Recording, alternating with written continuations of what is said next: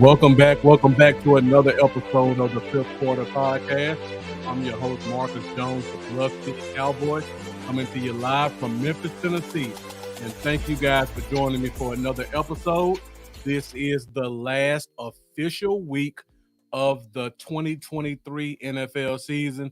So I want to touch base with you guys, see how things are going in Cowboys Nation, and talk about the five major questions, in my opinion, that we have as a team entering the 2024 NFL offseason. So before we get started with that, I got a little bit of house cleaning to do. First of all, I see the views are going up. So as those views get up, make sure you also hit that like button. Hit like, hit love, hit dislike. We'll take any type of engagement we can get. Thank you, B. Neil Christian, for joining us. You said you were going to join when I posted this, and you were true to your word. So I definitely appreciate you tuning in. Also, if you guys haven't done so already, make sure to join the DC4L Facebook groups. We have two pages where I'm an admin, so be sure to join those pages. Got a lot of great comment on there, a lot of great content on there, a lot of stuff that's going on with Cowboys Nation. This is just a small reflection of all the stuff you will see on the DC4L Facebook groups. And while you're in a liking and joining mood, also make sure you go over to YouTube and subscribe to our YouTube channels. The DC4L Facebook group has a YouTube channel, and I also have a YouTube channel as well. You can find me on YouTube at Bluff City Cowboys. I'm typing it in the comments right now. So if you guys get a second, feel free to go over to YouTube to subscribe to my YouTube channel as I make my way to getting 1,000 subscribers. We don't have any prizes today. So all we got for you today is great content and a lot of great questions and comments from the fan base, because you guys are what fuel the Fifth Quarter Podcast. I see I got my guy Cy Witherspoon joining us. Cy, thank you for joining. Appreciate you tuning in as always. I see the views are still going up. So everybody who's watching, make sure you leave questions. Make sure you leave comments, because this is fueled by you guys, and we love hearing what you have to say about what's going on with the Dallas Cowboys. And this episode in particular, I don't have anything prepared. All I have are five questions that I would like to get you guys' opinion on where you think the team is going to go. I'll give you my opinion as well. We're all knowledgeable Cowboy fans, so we'll try to keep it cordial. We can always agree to disagree. All we're doing is going based off of our experience with this team and what we think that they will do. So it's going to be probably going to be a fairly short show. I got five questions. I'm sure you guys are going to bring it like you always do. So let's get into it with question number one. And question number one is probably the biggest question. It's been circulating around Cowboys Nation for the past couple of weeks. As you guys know, we lost our defensive coordinator, Dan Quinn, to the Washington Commanders. Also, he's taken his assistant defensive coordinator, Joe Witt, along with him to assume the role as defensive coordinator for the Commanders. So now we're pretty depleted on our defensive coaching staff. So question number one, and I would love to get you guys' comments. Who do you think will replace Dan Quinn as the defensive coordinator? And Facebook user, thank you for that. When I first started doing podcasting, I was fortunate enough to reach out to some of my all-time favorite players. George Teague happens to be one of them. And through the course of me starting my podcast, it lit the fire under him to start his own podcast. And because I was helping him behind the scenes kind of set his stuff up, he graced me with a personally signed George Teague jersey as well as a handwritten letter. So this is not something I got from the store. This came straight from George Teague and one of my prized Cowboys possessions. All right, guys. So let me know in the comments what you think. Who do you think will replace Dan Quinn as the defensive coordinator? And while I wait for those comments to come up, I'll give you guys a little bit of my thoughts.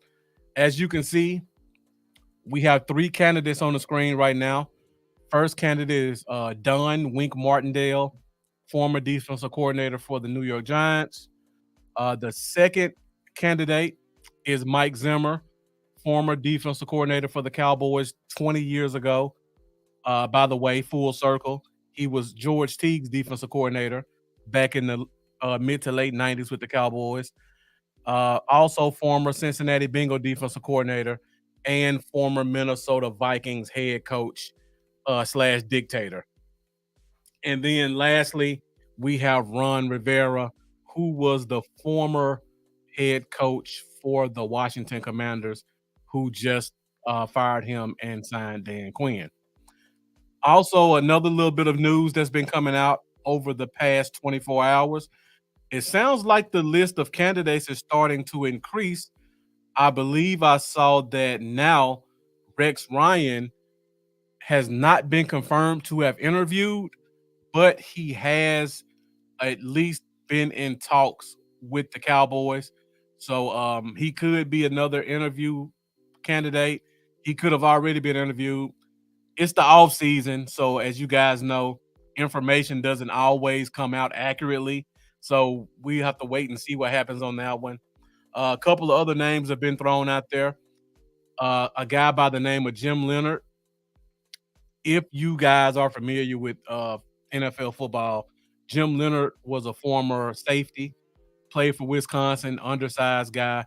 He was actually one of the focal pieces under Rex Ryan in his defense. And in my opinion, I think Rex Ryan probably gave him an endorsement.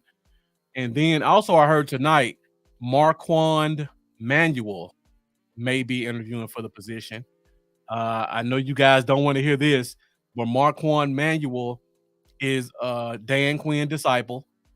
He was a former defensive coordinator for the Atlanta Falcons when Dan Quinn was the head coach. He's also a former defensive backs coach back in the Legion of Boom days.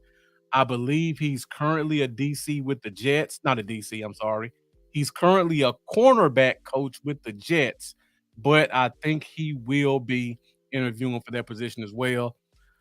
I don't know if they're going to take him serious. I don't know if it's a Rooney Rule thing, but it sounds like he is on the short list of defensive coordinator hires. So go through the comments really quick. Cy Witherspoon says, I like Zimmer and Martindale. I bet we go with Rivera, though. B. Neil Christian says, if we are to believe Jerry about going all in, I hope it is Mike Zimmer. And Cy Witherspoon following up saying, JJ says he wants a DC with head coaching experience. I mean, if you follow the Cowboys' history going back to 97, any coordinators we have are either going to be guys who have strong Dallas Cowboys ties or they have head coaching experience. Now, in my opinion, that's just a nice way of saying retreads. You want somebody who's done it before, got fired for some odd reason or another, and now you're bringing them in to give them another shot to get back in the coaching ranks by coming here. And Facebook user, let me know who you are.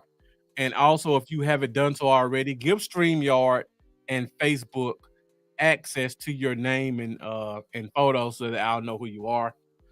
When you say I don't think Jerry specifically said that, it is heavily speculated, though. Yeah, they're definitely retreads. All right, so I'll give you guys my opinion first. And great comments from everybody. The views are still going up. So if you're watching right now, question number 1 of the day is who will be our replacement defensive coordinator? Got a lot of great questions, a lot of great comments coming in so far. I'm just typing right now.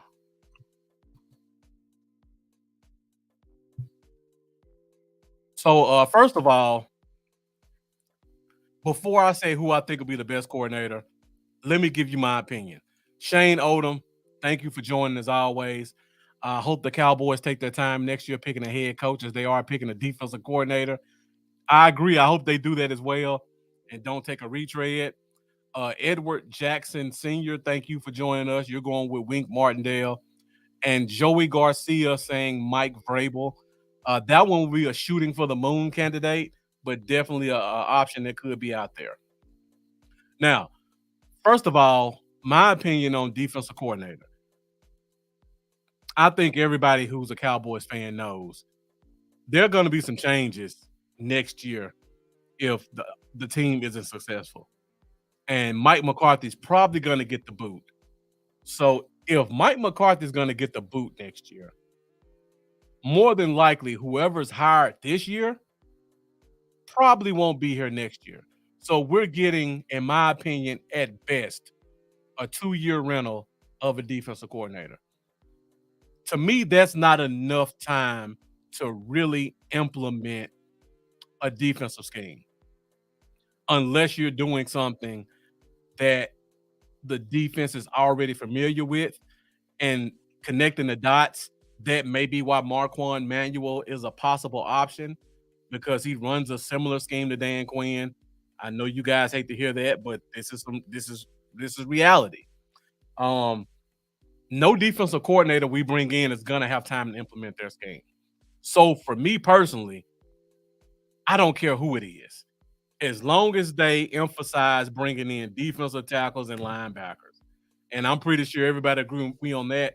We need defensive tackles and linebackers. So whoever we bring in, I want them to have an emphasis on building up the interior, even if they're only here for a year or two. Now, when I look at all the candidates, I think all of them meet that criteria. So I know there's a lot of debate about Ron Rivera was terrible here, and Wink Martindale did bad with New York, and Mike Zimmer got canned in Minnesota on a bad last season. They're only here for 1 year. And to me, we have enough talent on this defense. I mean, we basically have 3 defensive player of the year candidates on this team: Trayvon Diggs, Deron Bland, Michael Parsons. So if you just bring in anybody competent, our defense should be serviceable. So I'm more focused on who we're going to bring in terms of talent than actually what scheme we're going to run. I see we got Amanda Foster joining us. Amanda, thank you for tuning in. And Cy Witherspoon agreeing with me, saying this isn't enough time. I see we got Hector Rosario joining us. Thank you for tuning in also. Justin Paul, definitely DC Froel. Appreciate you joining us. And Cy Witherspoon, yeah. If whoever we bring in, if they bring in defensive tackles, if they bring in linebackers, that's going to make Micah better. That's going to make our secondary better. It's going to help solve the run game issues. So that's my only concern. I really don't care who the defensive coordinator is. I mean, if Jerry wants to let John Steven or whatever his grandson is be the defensive coordinator, I don't care. As long as he emphasizes bringing in defensive tackles and linebackers. And Facebook users saying any competent DC should get an above average effort out of this defense. 100%. You pretty much summarized everything I'm saying right now. Now, with that being said, I'll give you the candidate that I like the most. Shane Odom saying if the Cowboys want controversy and want to keep the media talking, sign Rex Ryan. I'd rather have Zimmer or Vrabel. And I'm with you on that. I like Rex Ryan. I don't think he's the best option because, for one, Rex Ryan has not coached a defense in a decade. Think about that. Rex Ryan has not coached a defense in a decade. Now, think about all the Cowboys fans when we signed Mike McCarthy. Oh, Mike McCarthy's washed up. Mike McCarthy's out of touch with reality. Mike McCarthy had to sit out a year. He hasn't been keeping up with the NFL. That was after missing 1 year.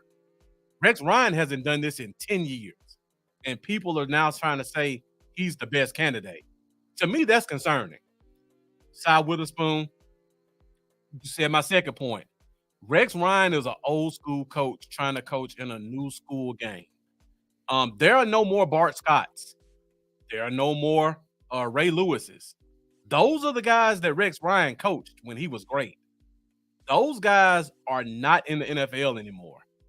Now you're dealing with Micah Parsons, who has his own podcast, and Damone Clark, is a linebacker who doesn't call the defense.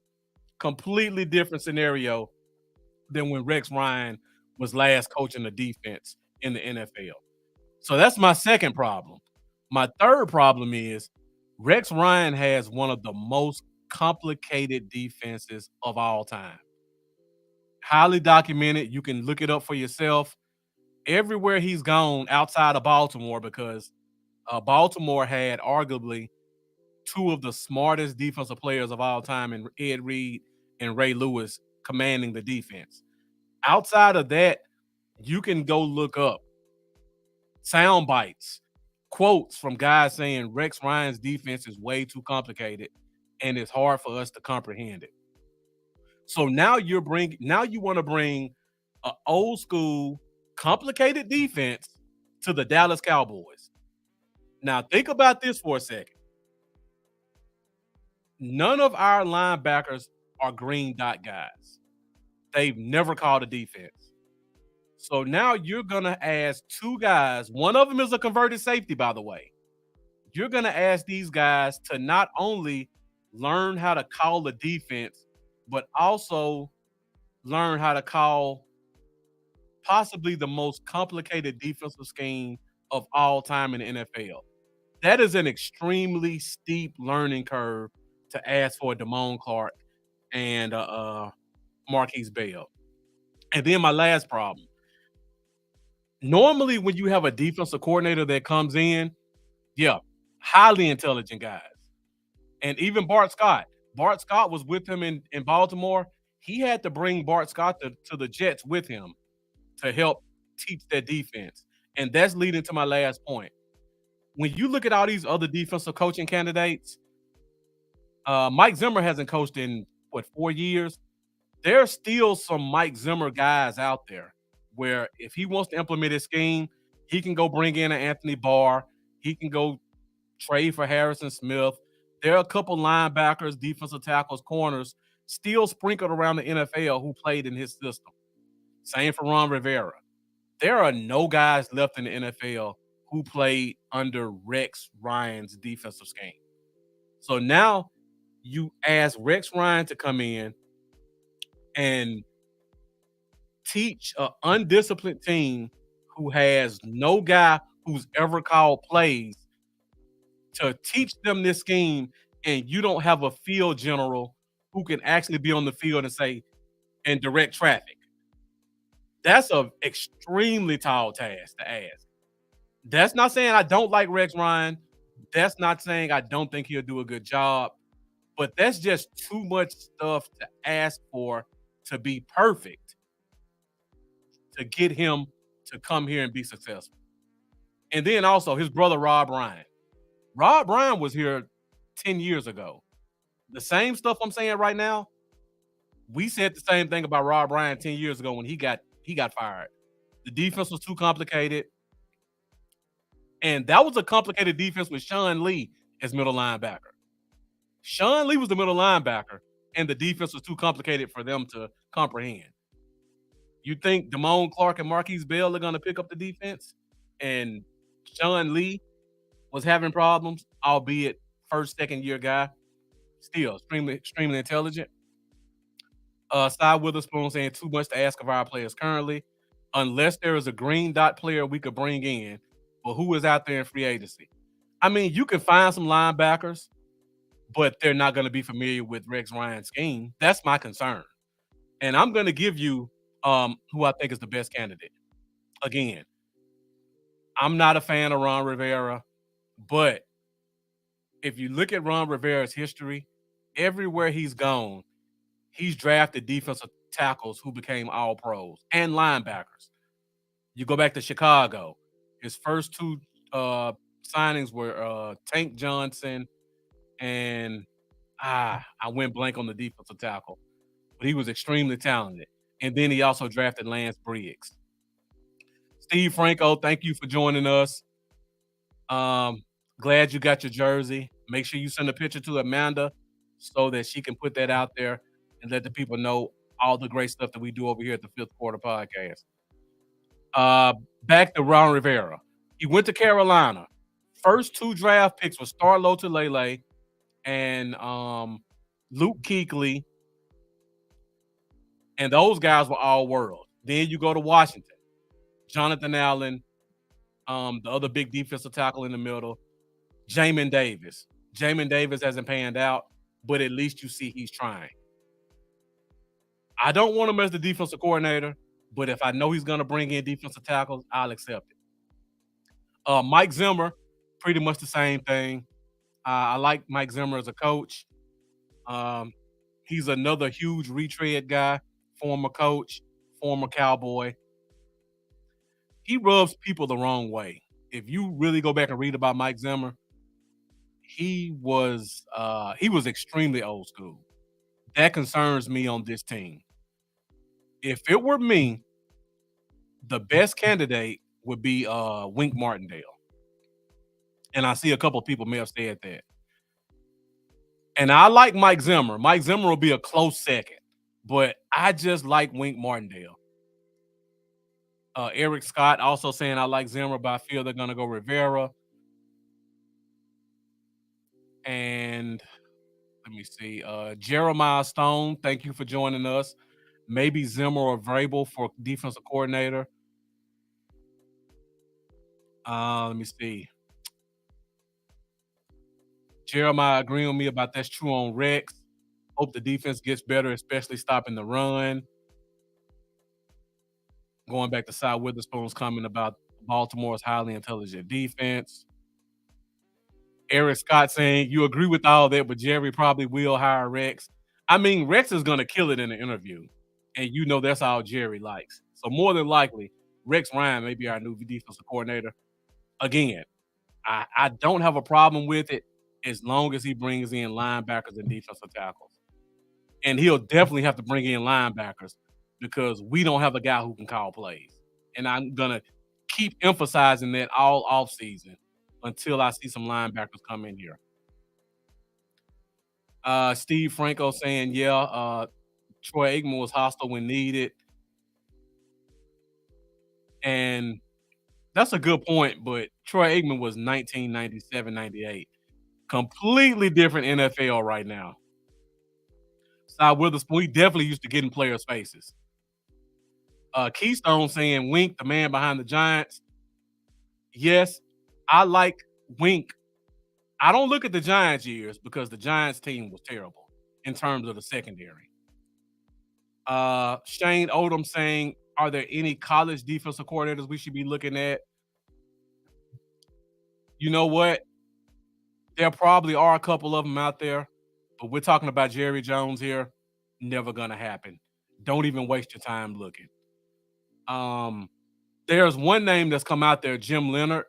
He was a former Rex Ryan disciple. So you may see his name start to get stirred up. If Rex Ryan came here, Jim Leonard would probably join the staff. Keystone Cowboy joining us. Thank you for tuning in. Says Zimmer had the better defensive culture than all the candidates. That's true to an extent, but Zimmer was more of a dictator than any other defensive coordinator. And again, Wink and Zimmer are 1A, 1B to me. I like both of them. I don't judge Wink off of his 2 years in New York because, for one, they didn't have the players he needed to run his scheme. And two, that offense was so bad that it's hard to run a scheme where you like to blitz a lot and the offense is down 20 points early. So I give Wink a little bit of a pass for New York. I only look at Wink from Baltimore. And going back to Baltimore with Wink Martindale, one of the reasons I like him, again, personnel for me. Personnel. I want defensive tackles.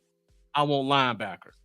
When you guys think of teams who have a stout front seven, what's one of the teams at the top of that list? The Baltimore Ravens. Baltimore has a lot of free agents who are leaving right now. And when I look at NFL players, and you can check this out, when you see an NFL free agent, they're looking at three things. Number one, they're looking at money. Number two, they're looking for a chance for a ring. And number three, they're looking for a scheme that they're familiar with. Now, we're not going to be a paying money team unless you believe Jerry Jones' statements about being all in. And we'll talk about that in a minute. Us as Cowboys fans, we've been disappointed for 2 decades now in Super Bowls, but Dallas is always in the mix for at least the playoffs, number one, number two, number three seed. So that's another thing you got to look at. And then number three, scheme fit. You guys love Justin Matabuke. Who do you think was the defensive coordinator that drafted him? I'll give you a hint. Wink Martindale. You guys love Patrick Queen, the linebacker. Who do you think was his linebacker coach and the defensive coordinator who drafted him? Wink Martindale. So if you think you want a chance for either one of those guys, you may want to get the coach that they're familiar with to be on your side to try to get them. And the Ravens have a bunch of other free agents. If you're trying to build the culture that you want for this defense, I think you want to try to tap into defenses that are successful and coaches who have the mentality of building personnel. When you look at Baltimore, all their draft picks are front seven guys. You look at the Giants, it didn't reflect on the field, but if you look at all their draft picks, defensive tackle, defensive end, linebacker. These are their first round picks. That's what I want. And if Wink Martindale's going to come here and at least attempt to put together the front seven like he did in Baltimore and the front seven like he did in New York, even though it didn't work out in New York, I'll take it. At least for 1 year. Just to see somebody coming in saying, I'm going to give a concerted effort to draft and sign front seven guys. And Hector Rosario saying they just saw they were interviewing Marquand Manuel. Yeah, I just talked about that. Marquand Manuel is a Dan Quinn disciple. So when I look at that, I'm only thinking they don't want to change the scheme, which I don't know why they wouldn't. So Marquand Manuel may be an option because they know this is a 1 year thing. They don't want to rock the boat too much. Or it could just be a Rooney Rule interview. You never know. Steve Franco talking about Sweat, a good draft pick. Sweat is a good draft pick. And let's talk about this. Mozzie Smith. Now, you guys know Dan Quinn does not emphasize defensive tackles. Dan Quinn is a secondary, three safety defense. He doesn't know how to bring the best out of defensive tackles. Aiden Durd is a good defensive line coach, but there's only so much he can do if you don't get any support from up top. Wink Martindale's a front seven guy. He might be able to pull something out of a Mozzie Smith that we don't know about. He could be a good mentor to him. He could build a scheme that could help emphasize defensive tackles because if you look at Baltimore, New York, that's what he did. Front seven. Pay attention to Patrick Queen. Pay attention to Justin Matabuke. They have a couple of more free agents up front in Baltimore. I just like Wink Martindale. Mike Zimmer, wouldn't be mad at that hire also. My only concern about Mike Zimmer, he could rub guys the wrong way. And when I talk about drafting, now I just talked about Wink Martindale front seven. Go look at Mike Zimmer's drafts the past 5 years he was in the league. Every year his first or second round pick was a cornerback for 5 straight years. He loves the secondary. Do we really want to bring in a guy who's going to continuously draft corners when we have two very talented ones? That's my only concern with Zimmer. In terms of coaching, in terms of personnel, I'm good with him on that. But I'm just concerned about that secondary aspect. Yeah, Steve Franco, him and Sweat. If you can pull something out of Mozzie, that would be great. Cy Witherspoon saying if we're all in, 1 year is pretty much all we have. Otherwise, next year's the last year before we rebuild. Agree. And that's why I say I don't care who the defensive coordinator is. Just bring me some defensive tackles. Bring me some linebackers. And if we're gonna rebuild, I at least want to have those guys in the locker room for 1 year so we can at least move forward with our base set. Because like my guy BJ Nix always says over at Pick Six Sports, the strength of the defense is always right down the middle. Defensive tackle, linebacker, safety. So I see we got a lot of people talking about the all-in comments. So let's go ahead and go to question number 2 for the night. And we are at the 30-minute mark. Thank you guys for joining us. The views are still going up. So if you guys haven't done so already, hit that like button. Also, go to the top of the screen, hit the link to my YouTube channel, hit that subscribe button, and hit that bell. And also get in these comments. Leave your questions, leave your comments. This is definitely an interactive show, and I love to hear what you guys have to say. So let's go to question number 2 of tonight. And you guys have been throwing in the comments pretty much all night. Jerry Jones says we will go all in. What does that mean to you? And I got the quote from Jerry Jones right here. Basically says it will be going all in on different people than we've done in the past. We will be going all in. We've seen some things out of some of the players that we want to be all in on. And then he goes on to say, yes, I will say that you will see us this coming year, not build it for the future. It's the best way I've ever said it. And that ought to answer a lot of questions. Now, when I look at that, that doesn't answer anything. But I'll come back to you guys to get your opinion. When you see that, what do you think it means when Jerry says going all in based off that quote?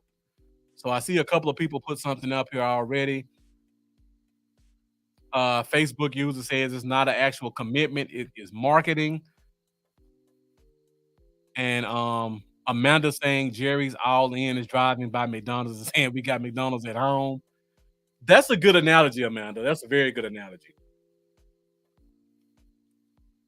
B. Neil Christian summed it up in 4 words. I don't believe it. Eric Scott, after 20 years, not much.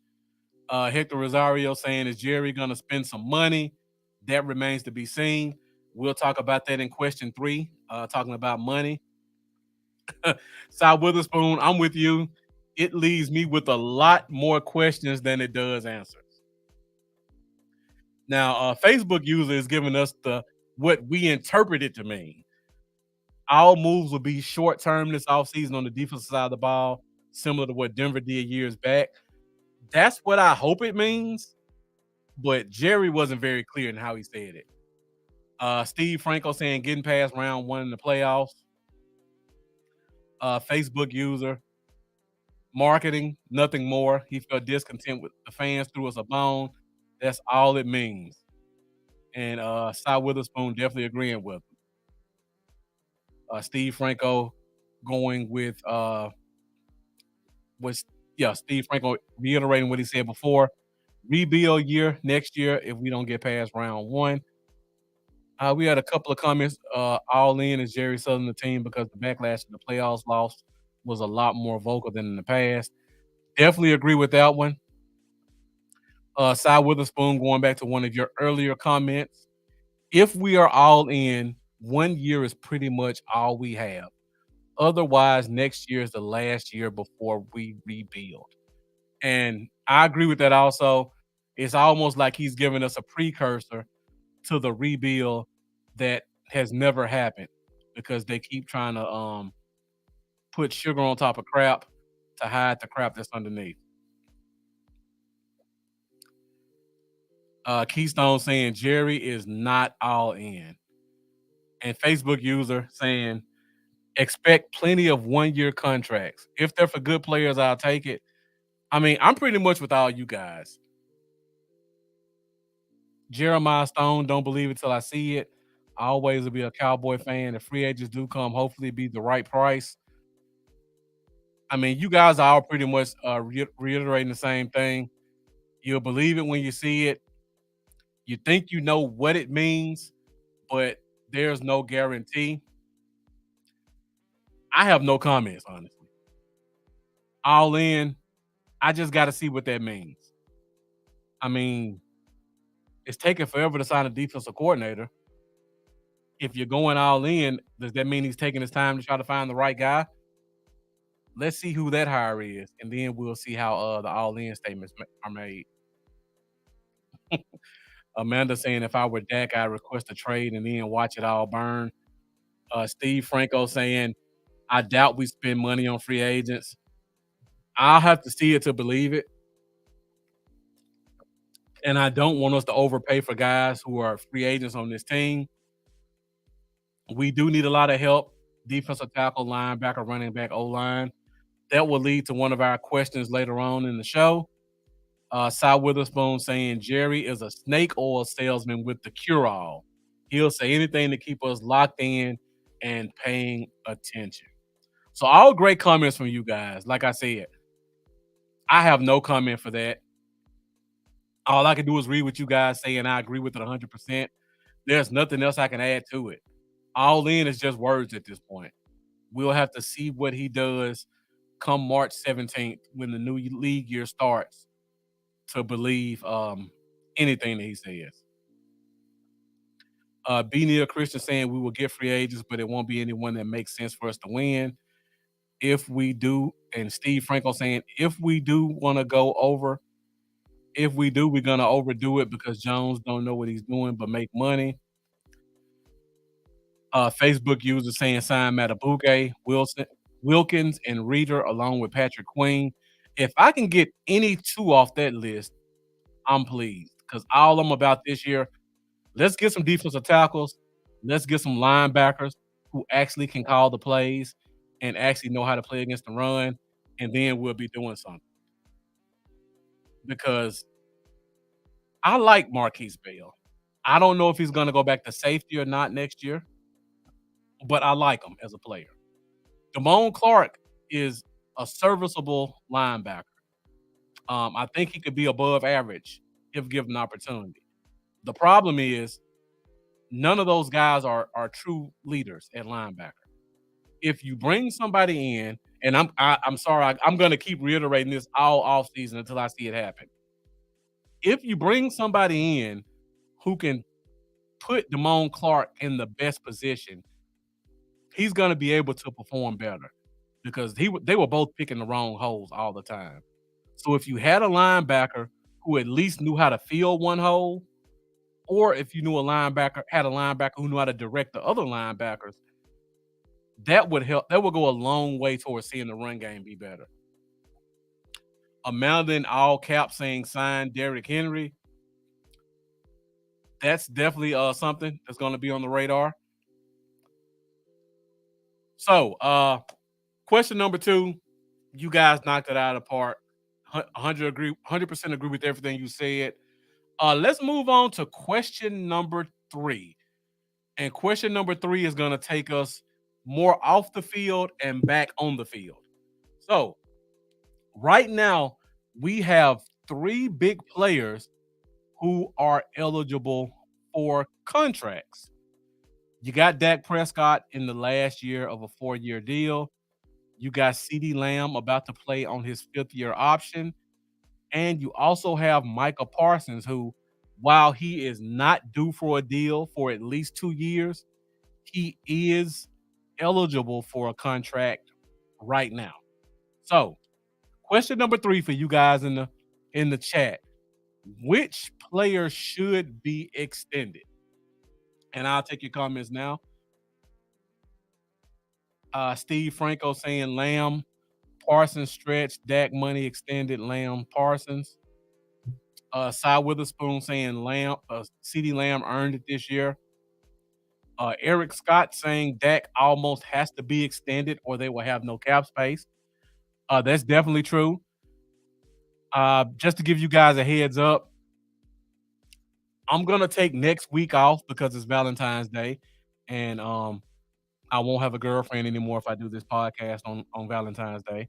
So I will be back on February 21st to start the off-season shows. And my first two shows, I'm gonna go into my football nerd hat. So I hope you guys will come join me. I'm gonna do a deep dive into free agency, salary cap, contracts, how all that stuff works and how it ties in. So if you guys aren't familiar with how some of this stuff works and some of the mechanisms that are in place to put together a salary cap, you're gonna learn a lot of that starting on February 21st and 28th. Because I'm gonna do a deep dive into contracts, how they're structured, how they really work for the team, and what's best for the Cowboys to do.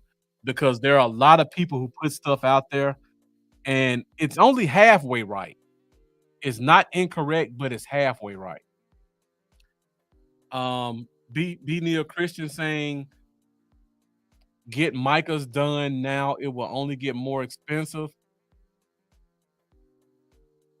That's true, but when I look at the when I look at the defensive end market, it's not gonna go exponential over the next 3 years. There aren't a lot of defensive ends who are top guys who are due contracts. So you still have about 2 or 3 years before the market gets set so high that it's going to be too expensive to keep Micah. Dak is at 59 this year. Definitely true. You got to do something with that. Dak does have 2 dummy years on his contract left. So if you wanted to do a restructure, you could to shave down some of that cap hit for this year.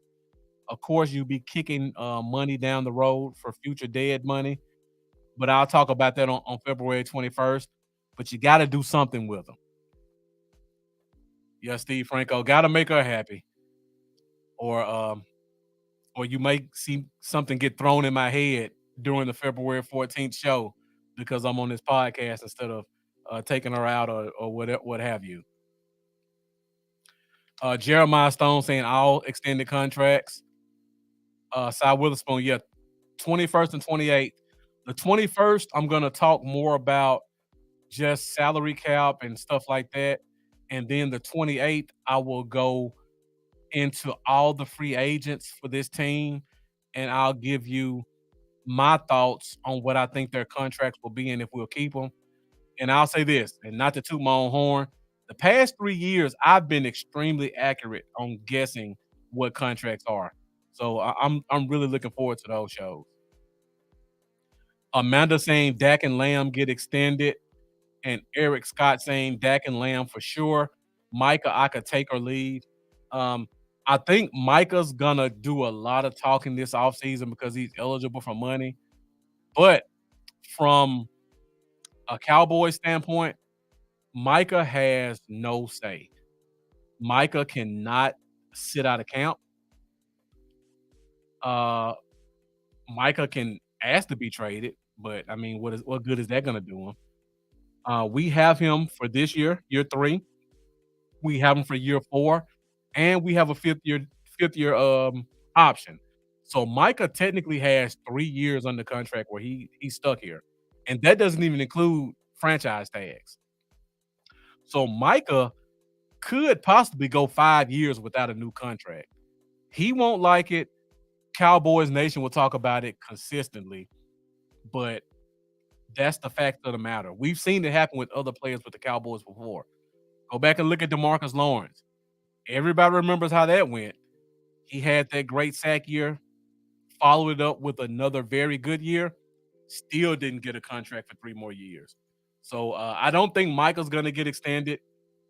And on top of that, if you extended Micah, you would not save any money. You would only add money to the camp.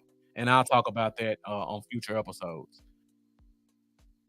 Sty Witherspoon saying, yeah, he's definitely going to talk a lot. Hope he evolves some more and becomes more of a leader. I hope so too.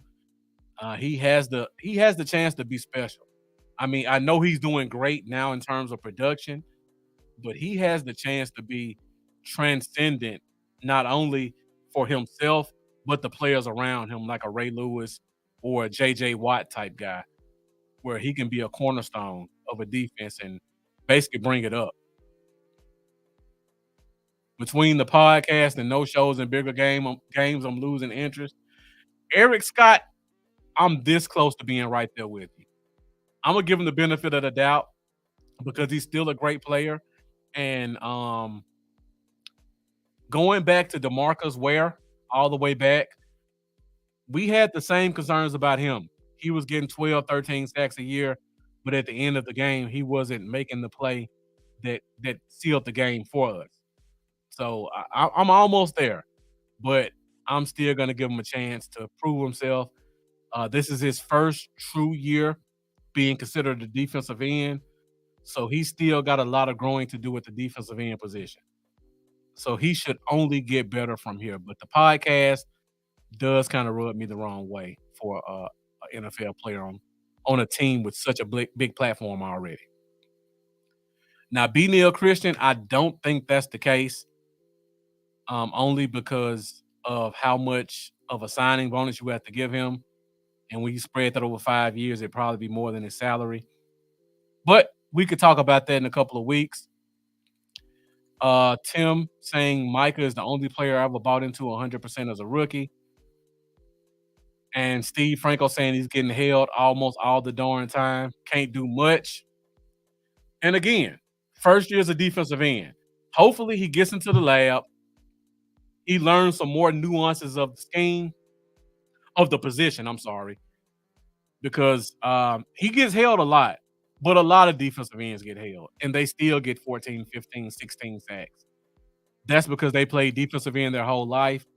They know the little small things that us as fans don't see, the little nuanced moves on how to get separation from an end or on a tackle, or how to counter what a tackle does to try to hold you to take advantage of it.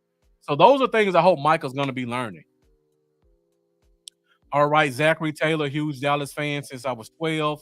We will never win a Super Bowl as long as Jerry is the owner and it sucks. I'm going to hold out faith on that one because I think we're close. I take that back. I think we have the potential. I won't say we're close, but I think with the talent we have at certain positions, we have the potential to win in spite of Jerry because this is still a talent-driven league. And Steve Franco says he needs linebacker draft, a solid DN, put him in the right spot. Yeah, I agree, Steve Franco. So for me personally, when it comes to restructure, extending, you gotta extend CD Lamb. That one's a given because that's the only extension that we know saves us money.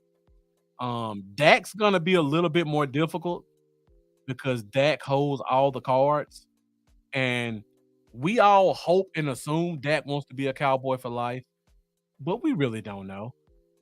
When he structured this contract the way he structured it, only doing 4 years instead of 5 or 6 or 7 like most quarterbacks do, only doing 4 years, asking for a no trade clause, asking for a no franchise tag clause.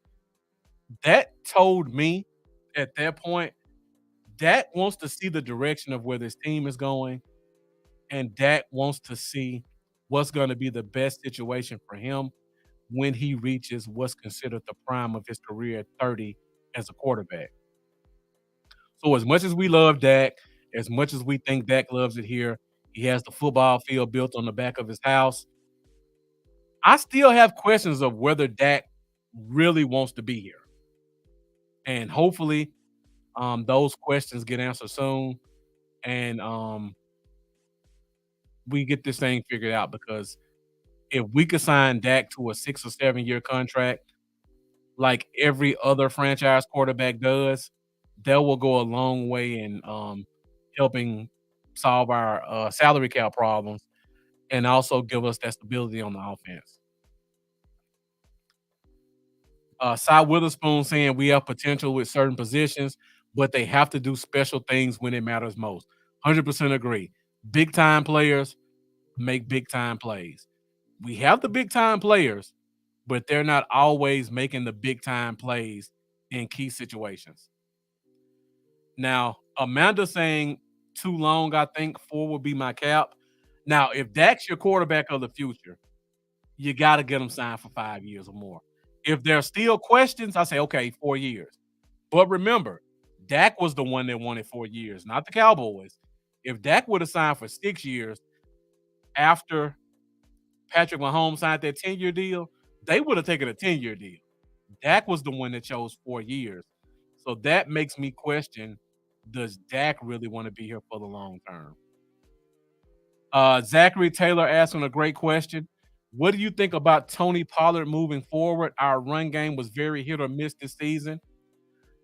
There are a lot of great podcasters, a lot of great football people.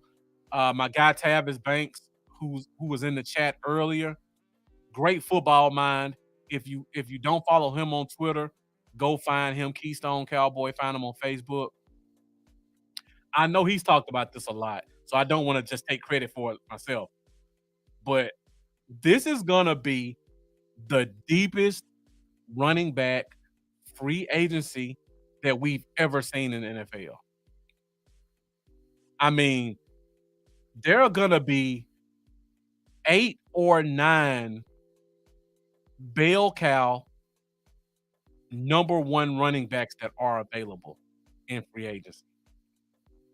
If you go through the list of the top 10 rushers in the NFL this year, I think 3 of them are free agents, unrestricted. That's unheard of for 3 of the top 10 rushers in the NFL to all be unrestricted free agents, which means they can sign anywhere. And that's not even counting guys like Josh Jacobs and Saquon Barkley and Austin Eckler. 3 other very talented, young, 25, 26-year-old bell cow running backs. So I like Tony Pollard as a player. He's a Memphis guy. I'm from Memphis, so I always got to support him. He's been a Cowboys fan his whole life. His family has been Cowboy fans their whole life. So I don't want to take anything from Tony Pollard. There are going to be some better options available. The question is, will this team spend the money for him? And just to give you guys my opinion,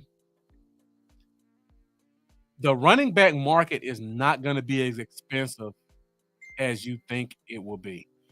There were a lot of guys last year who signed franchise tags, $10 million.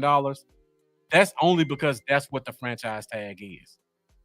If they're in the free agent market, I would probably guess maybe one running back will get $10 million. I think the market for the running backs this year is going to be $7 million or less. Going back to last year, the only running back who signed a contract for a team that was not his team was Miles Sanders, and his contract was $6 million a year. Now, don't think about Miles Sanders last year. Think about him the year before with Philly when he had like 12 touchdowns and 1,100 yards. And he only got $6 million a year as the only running back who signed a contract for a team outside of the team he started with. So that market's going to be thin. They're going to be 1 or 2 guys who start the market up high. Everybody else is going to come in under them.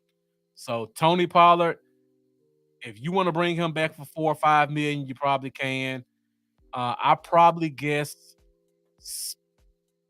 Josh Jacobs will probably be the top running back.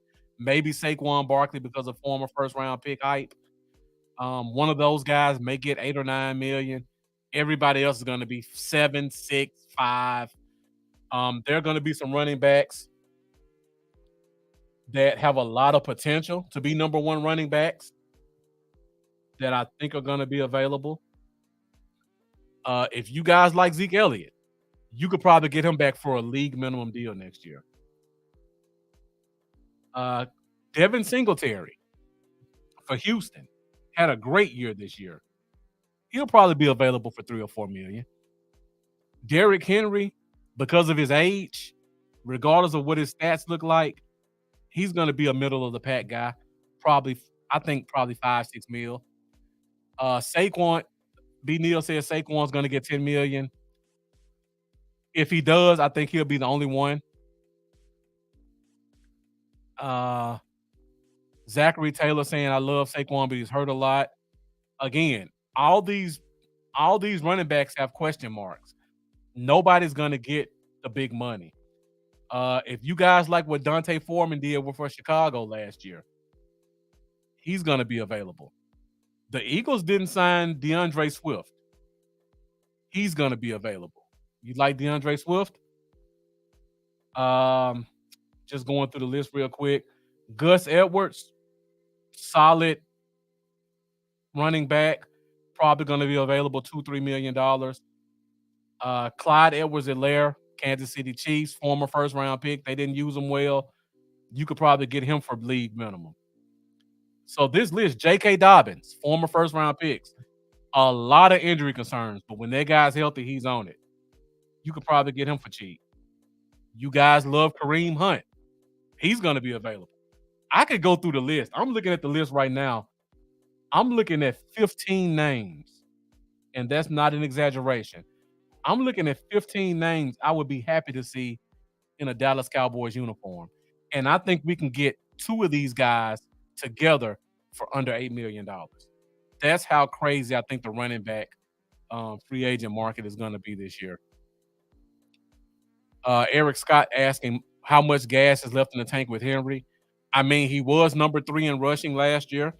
So he had something last year, but like you know, running backs fall off the cliff quickly.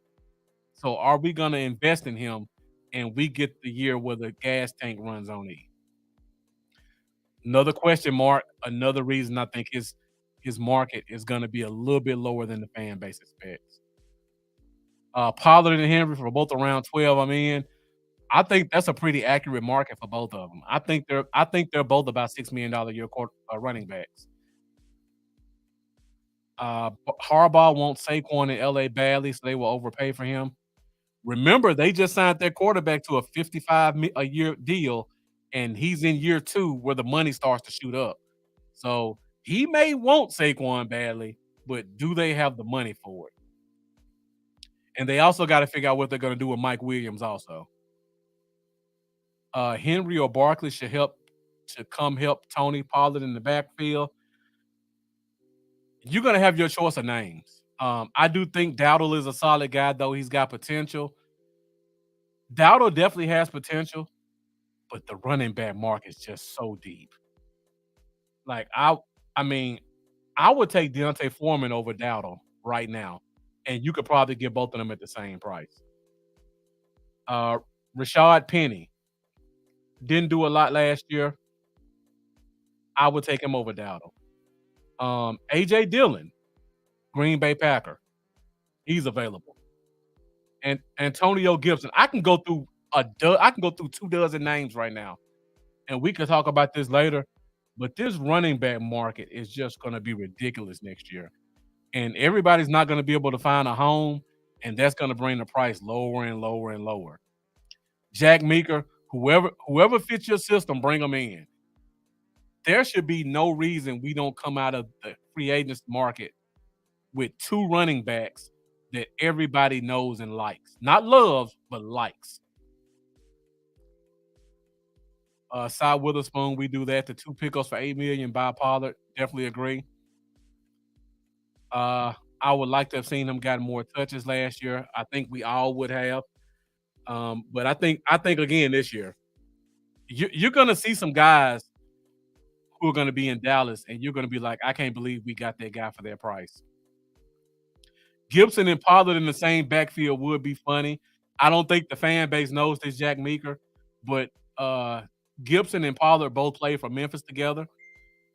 Both came out the same year. So that would be funny to see both of them in the same backfield. Hey, bring the whole backfield back together and go get Darrell Henderson also. Bring the whole Memphis backfield back. You could probably get all three of them for $10 million. And Darrell Henderson did have a couple of good games this year, so I don't want to joke about him or speak too lightly because he does have potential. Zachary Taylor saying bring T.O. back. But yeah, running back market is gonna be huge. I would I would even I know the Cowboys like to wait till the second wave to bring in guys. I wouldn't even be concerned this year if they waited to the second wave to get a running back because there are so many. I mean, I can see 20 guys that I would like here, and every team in the NFL is not going to be looking for running backs. So we should have a chance to get two very good ones.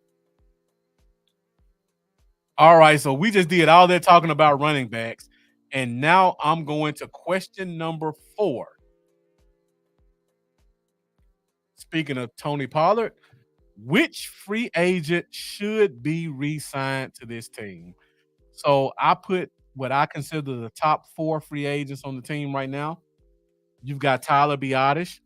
A lot of people have kind of mixed feelings on him, but he is a starting NFL center at a position where there isn't a lot of talent. You've got Tyron Smith, um, still arguably one of the top tackles in the NFL for the 10 games a year that you will have him on the field. You have Tony Pollard, who we've just talked about extensively, and all the running backs who are available. And then last but not least, you have Jaron Curse, the guy who's been our signal caller for the past 3 years. And just to give you guys a little bit of background, if Mike Zimmer is the defensive coordinator that's hired, Jaron Curse started his career in Minnesota. He played behind Harrison Smith. He knows that defense very good as well. So if Mike Zimmer comes back, Jaron Curse is also very familiar with that scheme, and he can help be one of those transition guys to help the defense get more familiar and acclimated with the new scheme. So it looks like everybody's starting off early on the same board. Do not let Tyron Smith walk, Amanda says. Jack Meeker says Tyron until he retires. B. Neil Christian saying Tyron Smith will be resigned. Jack saying I got a feeling Curse is going to Washington, and we just might sign or draft a center. I definitely agree about him going to Washington because, like I said, he was our signal caller every year under Dan Quinn. So if Dan Quinn is starting his defense in Washington, you have to bring your signal caller with you. It's like it's almost a given because nobody else knows the scheme better than the guy who called the plays. So I think Washington may overpay for him. So just pay close attention to that one. Does Ron Curse like Mike Zimmer more or Dan Quinn more if Zimmer is the guy that we sign? Amanda Foster saying Biadasz is going to command crazy money. You know what? I took a deep dive into the free agent numbers, Amanda. The number's not as high as you think, but I think it's going to be high enough that he walks. And you can go back to Connor Williams and look at that to see. Connor Williams didn't get ridiculous money, but it was enough that Dallas said we don't want to match it. And honestly, I don't think Tyler Biadasz gets as much as Connor Williams did. Eric Scott says, I think Tyron is a no-brainer unless you're moving Tyler Smith and using a first and second for alignment. B. Neil Christian saying Curse should be resigned unless he leaves for the Commanders. And Jack Meeker, great point. I'm so glad they blocked Lunda Wells. For you guys that don't know, Lunda Wells is our tight end coach.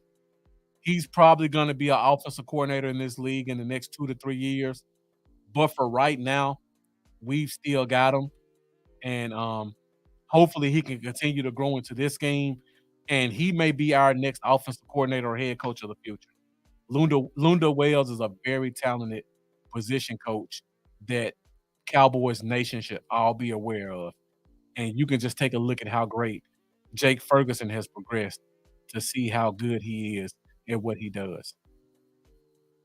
So I think it's pretty much a consensus. Everybody says Tyler Smith should be the guy we resign. I 100% agree with you guys. If you look at Tyler Smith's contract last year, he restructured his contract. Now, he did a real restructure, not that I'm going to restructure, but really you're just going to pay me my money up front and I'm still going to make a bank. He did a restructure where he took a pay cut. So he knocked his salary down from 11 million to 6 million plus incentives. So if he was willing to do that last year when he didn't have to, I'm pretty sure if Dallas gave him a reasonable deal, that he come back for an amount that's team friendly, but a little bit more than he got last year. So I'm agree with you guys. Tyron Smith is the free agent that I'm trying to sign back. So we're at 1 hour and 7 minutes. Thank you guys for sticking with me this entire time. Great questions, great comments. We're going to go to the last question of the night. And of course, we're still going to keep it on the field. So, last question. What is the biggest free agent need? As you guys know, when you're dealing with the Cowboys, you cannot go straight to draft. Dallas is always going to use free agency to fill certain positions so that they can go into the draft and not have to pick based off of need. So once again,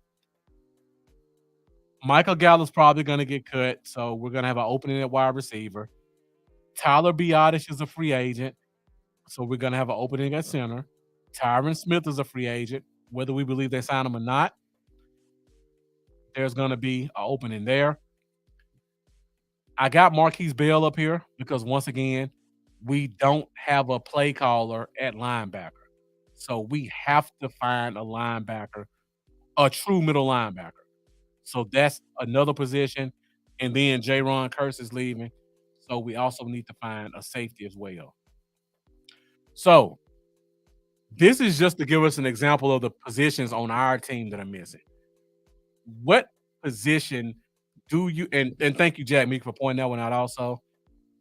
Leighton Vander Esch may not return as well. So what position do you think should be our first priority in free agency? Let me know what you guys think in the comment. Got a lot of different positions to choose from. Just going through the list of guys I have right here. Tyron Smith. We have a bunch of tackles that we drafted in the 4th round, and we don't know what they are. This may be the year to find out what we have in one of those guys. Maybe that means they move on from Tyron Smith. Maybe they bring in a bridge guy to help give these tackles another year. Maybe they don't go for a tackle at all, and they think that one of these tackles we've drafted can come in and step up. Looking at the wide receiver position, Brandon Cooks, CeeDee Lamb both coming back. Jalen Tolbert could step up. They could feel like they're good at wide receiver. You never know.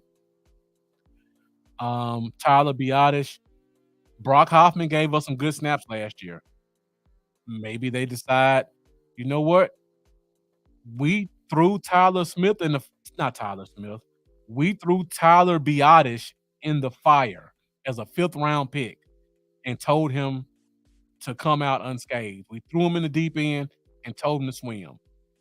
Maybe we'll do the same thing for Brock Hoffman. Maybe they don't go for a free agent at center. A linebacker. I just don't know what we're going to do right there. And I didn't even put defensive tackle up there. So thank you for pointing that one out, Zachary Taylor. We need somebody to blow up the middle and not just rely on D-line Parsons. I 100% agree with you on that. Cy Witherspoon says get as many former Ravens as possible. I don't care if you go get guys off the practice squad. I want Ravens on my team. That scheme and that culture knows how to grow defensive tackles. Same thing with the 49ers. Javon Javon Kinlaw, former first round pick, is a free agent. It sounds like he's fallen extremely out of favor with that front office. He may be available. I would look at him as well. Shane Odom saying running back has to be a top priority. Tony Pollard is a free agent. The only running backs we have available. Rico Dowdle is a free agent. He's restricted, but he's a free agent. So looking at this team right now, the only running backs, we only have one running back on our roster, and that's a fullback because Deuce Vaughn is also still on the roster. So we have a guy that's 160 pounds, and we have a fullback. So running back is definitely a top priority in terms of free agency. Make Jerry do what he said and steal the Ravens star linebacker. And in future episodes, we'll talk about guys who I think will be good fits and who I think we can get. That Ravens defense was scary again, definitely was. They got a couple of free agents on there we should probably be looking at. So definitely got to pay attention to that team. I like Shane Odom's comment about running backs. I feel like the running back free agency group is so deep, we don't have to make that an immediate need because even absolute worst case scenario, absolute, we could still get Zach Moss. And Zach Moss with the Colts last year, in the short time frame he started, was a top 10 running back in the NFL. And that's worst case scenario. We could end up with a guy like a Zach Moss, which I still would think would be an upgrade over everybody we have right now. So I'm not too concerned about running back. For me, I got to get a linebacker. That's my priority. You need a guy who can call the defense because Dan Quinn may be the only defensive coordinator in the NFL who allows a safety to be the green dot guy. I can't think of another team that does that. Maybe Seattle with Jamal Adams, but no, they have Bobby Wagner, so they definitely wouldn't. Yeah, Dallas and Dan Quinn are probably the only combination who allows a safety to be their play caller. That's not going to happen no matter who we bring in. So we have to get a linebacker who can call the defense and be good at it. So that's pretty much where I'm at. Got to get a linebacker. Got to get Tyron signed. Got to find a defensive coordinator. Again, I don't care who it is, as long as they focus on defensive tackle and linebacker. I favor Wink Martindale, but if you brought in anybody else, again, you give me a defensive tackle, you give me a linebacker, I deal with whatever foolishness your scheme may bring for 1 or 2 years. And Jerry says we're going all in. I'll believe it when I see it. So that's pretty much all I have for tonight's episode. We are at an hour and 15 minutes. Thank you guys once again. Great episode. Great questions, great comments. You guys brought it in the chat as you always do. Be sure to join us Wednesday nights, 8:30 Central Standard Time for the Fifth Quarter Podcast. Again, I will not be here next Wednesday because it's Valentine's Day, but we will be starting our 2024 off-season show on February 21st. We'll talk about the salary cap. We'll talk about contracts. We'll talk about free agents. That'll lead us up until the combine. Then we'll talk about some of the guys who performed well at the combine. And then from there, we'll start our draft talk. As a Cowboys fan, again, we don't focus on the draft until we take care of free agency. So I'm not either. So once we get past the combine, once we start signing free agents, we'll talk about those free agents. We'll look at what hasn't been addressed, and then we'll go into draft talk. So I have a couple of guests lined up who will talk to us about the draft. We'll do a couple of mock drafts leading to into the NFL draft. And then after the NFL draft, we're going back to football, talking about all the things that we've signed, all the schemes that we'll be bringing in, and we'll have a better idea of how this team is going to mold itself entering the regular season. So we got a lot of great content for you guys this off season. Be sure to stick with us. Join us every Wednesday night, 8:30 Central Standard Time for the fifth quarter podcast. We're gonna do giveaways in the off season. It's not just a regular season thing. So make sure you stick with us. If you haven't done so already, make sure you join those DC4L Facebook groups. Make sure you make sure you share this podcast because you guys gave a lot of great information. And also make sure you subscribe to my YouTube channel, Bluff City Cowboys. Help me on my path to getting to 1,000 subscribers. Be Neil Christian, thank you. I appreciate you joining us tonight. Jack Meeker, you've been with me pretty much since day one. So I definitely appreciate all your support. It does not go unnoticed. Cy Witherspoon saying, take my girl somewhere special. And don't forget the flowers and chocolate. I'm already taking notes, Cy Witherspoon. I'm definitely going to make sure she's taken care of so I can come back on the 21st and not have a black eye. So I definitely appreciate you guys tuning in. Thank you guys for watching. And I will see you on February 21st for our first episode of the 2024 offseason.